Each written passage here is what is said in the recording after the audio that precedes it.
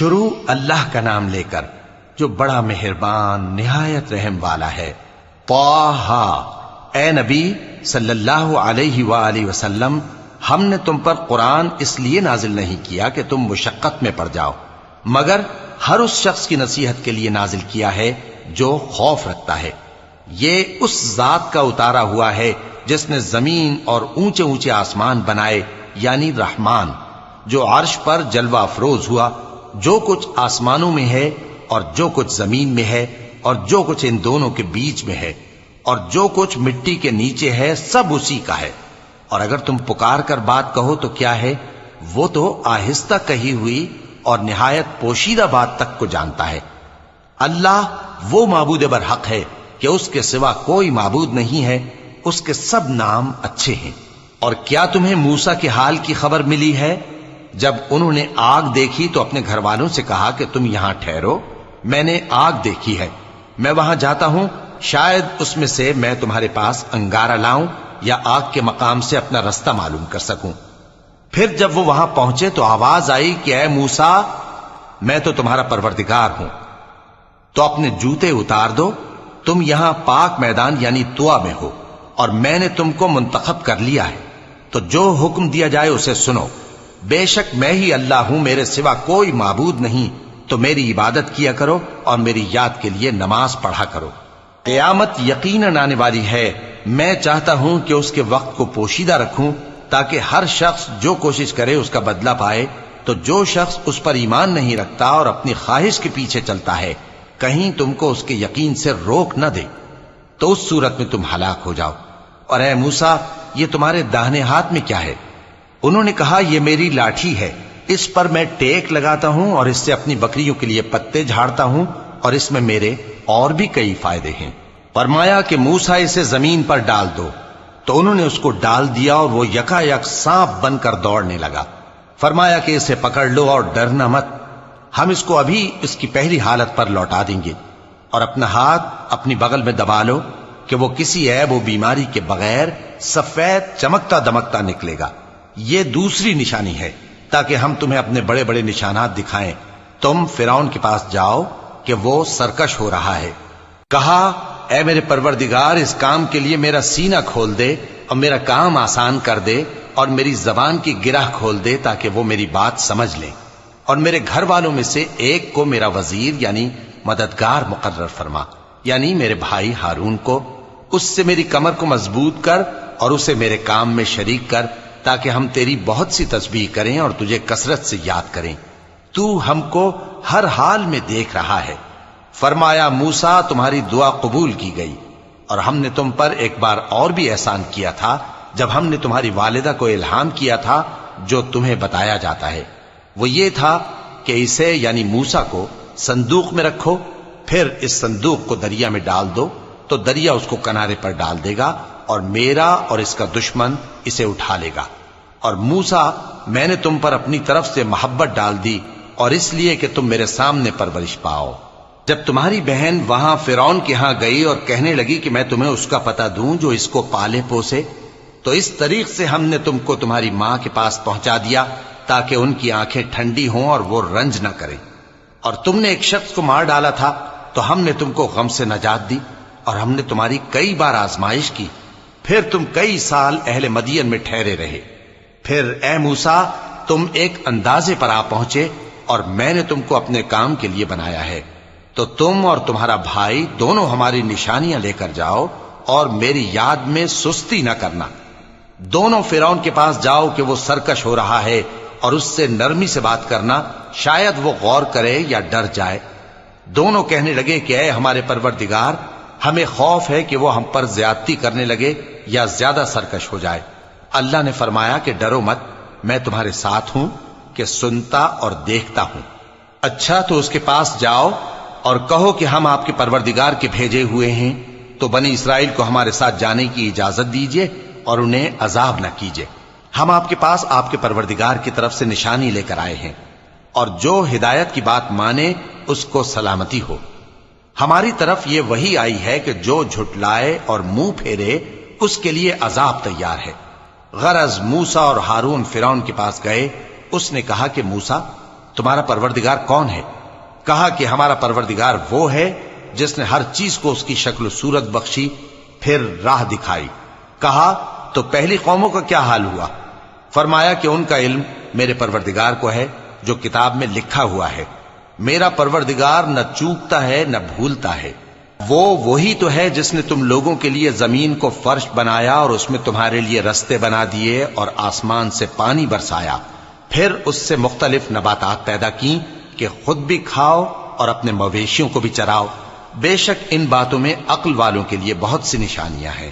اسی زمین سے ہم نے تم کو پیدا کیا اور اسی میں ہم تمہیں لوٹائیں گے اور اسی سے ہم تمہیں دوسری دفعہ نکالیں گے۔ اور ہم نے فرعون کو اپنی سب نشانیاں دکھائیں مگر وہ تکذیب اور انکار ہی کرتا رہا۔ کہنے لگا کہ موسیٰ، کیا تم ہمارے پاس اس لیے آئے ہو کہ اپنے جادو کے زور سے ہمیں ہمارے ملک سے نکال دو؟ تو ہم بھی تمہارے مقابل ایسا ہی جادو لائیں گے، تو ہمارے اور اپنے درمیان ایک وقت مقرر کر لو کہ نہ تو ہم اس کے خلاف کریں اور نہ تم، اور یہ مقابلہ ایک ہموار میدان میں ہوگا۔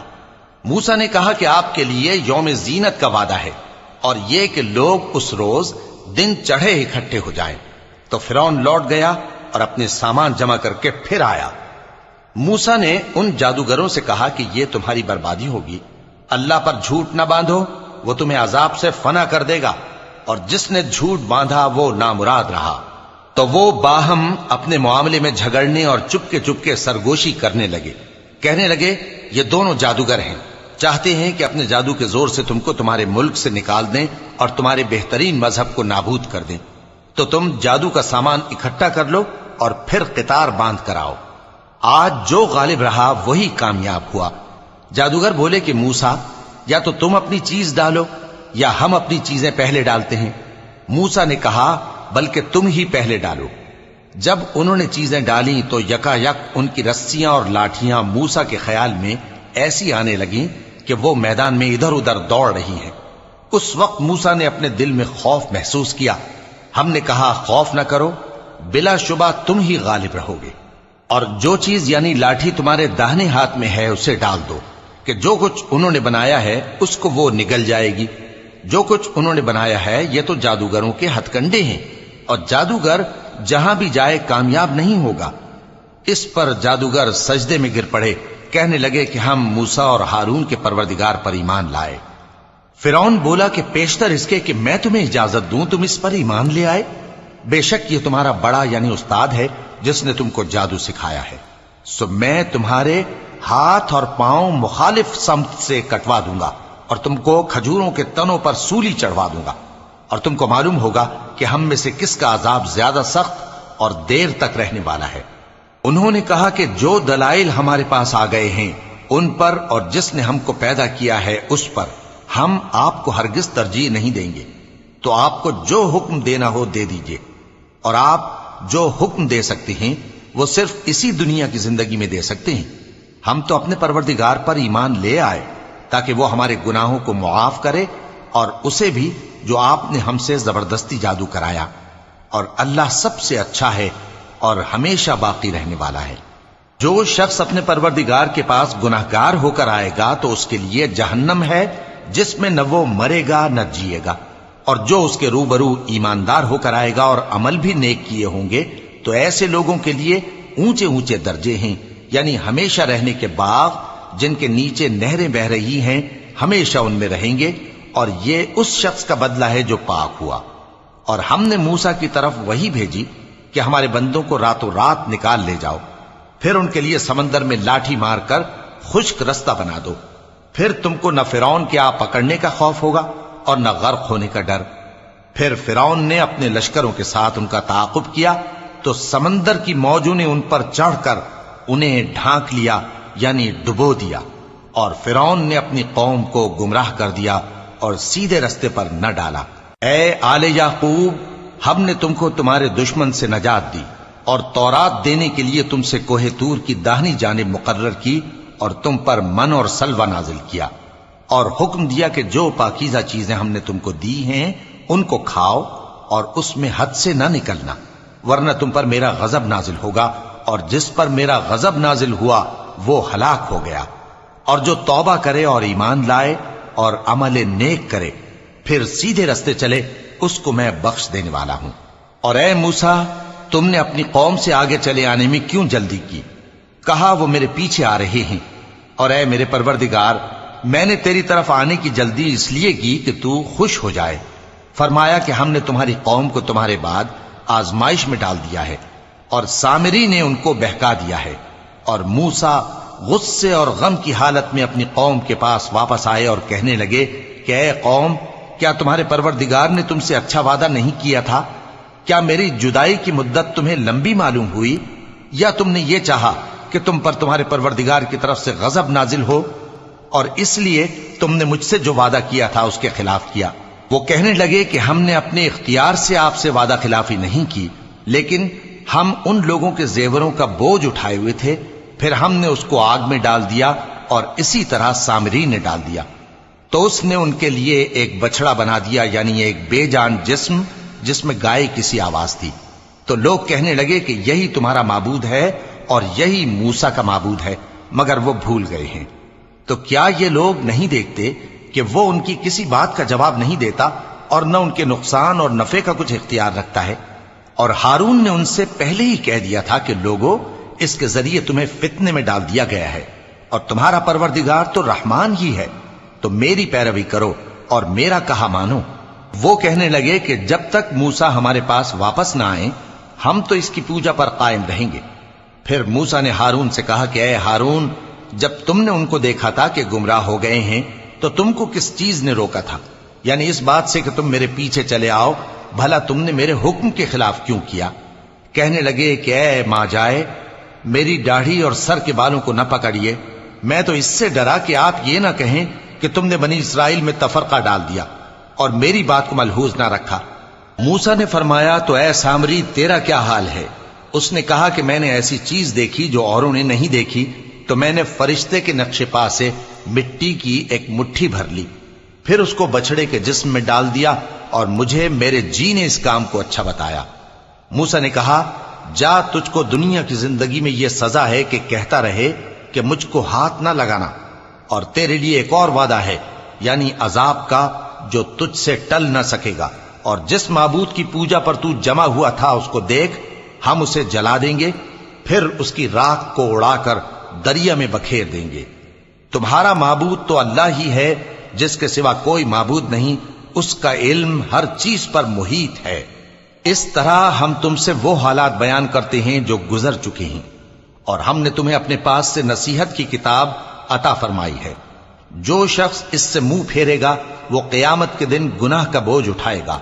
ایسے لوگ ہمیشہ اس عذاب میں مبتلا رہیں گے، اور یہ بوجھ قیامت کے روز ان کے لیے برا ہوگا، جس روز سور پھونکا جائے گا، اور ہم گناہگاروں کو یوں اکٹھا کریں گے کہ ان کی آنکھیں نیلی نیلی ہوں گی۔ تو وہ آپس میں آہستہ آہستہ کہیں گے کہ تم دنیا میں صرف 10 ہی دن رہے ہو، جو باتیں یہ کریں گے ہم خوب جانتے ہیں۔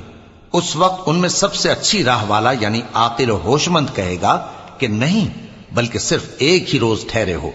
اور اے نبی صلی اللہ علیہ وآلہ وسلم، لوگ تم سے پہاڑوں کے بارے میں دریافت کرتے ہیں، کہہ دو کہ میرا رب ان کو راکھ بنا کر بکھیر دے گا، پھر زمین کو ہموار میدان کر چھوڑے گا جس میں تم کوئی نشیب و فراز نہ دیکھو گے۔ اس روز لوگ پکارنے والے کے پیچھے چلیں گے اور اس کی پیروی سے انحراف نہ کر سکیں گے، اور رحمان کے سامنے آوازیں پست ہو جائیں گی، تو تم ایک ہلکی آواز کے سوا کوئی آواز نہ سنو گے۔ اس روز کسی کی سفارش کچھ فائدہ نہ دے گی مگر اس شخص کی جسے رحمان اجازت دے اور اس کی بات کو پسند فرمائے۔ جو کچھ ان کے آگے ہے اور جو کچھ ان کے پیچھے ہے وہ اس کو جانتا ہے، اور وہ اپنے علم سے اللہ کے علم کا احاطہ نہیں کر سکتی۔ اور اس زندہ و قائم کے روبرو منہ لٹک جائیں گے، اور جس نے ظلم کا بوجھ اٹھایا وہ نامراد رہا، اور جو نیک کام کرے گا اور مومن بھی ہوگا تو اس کو نہ ظلم کا خوف ہوگا اور نہ نقصان کا۔ اور ہم نے اس کو اسی طرح کا قرآن عربی نازل کیا ہے، اور اس میں طرح طرح کے ڈراوے بیان کر دیے ہیں تاکہ لوگ پرہیزگار بنیں یا اللہ ان کے لیے نصیحت پیدا کر دے۔ تو اللہ جو سچا بادشاہ ہے، عالی قدر ہے، اور قرآن کی وحی جو تمہاری طرف بھیجی جاتی ہے اس کے پورا ہونے سے پہلے قرآن کے پڑھنے میں جلدی نہ کیا کرو، اور دعا کرو کہ میرے پروردگار مجھے اور زیادہ علم دے۔ اور ہم نے پہلے آدم سے عہد لیا تھا مگر وہ اسے بھول گئے، اور ہم نے ان میں ارادے کی پختگی نہ پائی۔ اور جب ہم نے فرشتوں سے کہا کہ آدم کے آگے سجدہ کرو تو سب سجدے میں گر پڑے مگر ابلیس نے انکار کیا۔ اس پر ہم نے فرمایا کہ آدم، یہ تمہارا اور تمہاری بیوی کا دشمن ہے، تو یہ کہیں تم دونوں کو بہشت سے نہ نکلوا دے، پھر تم تکلیف میں پڑ جاؤ۔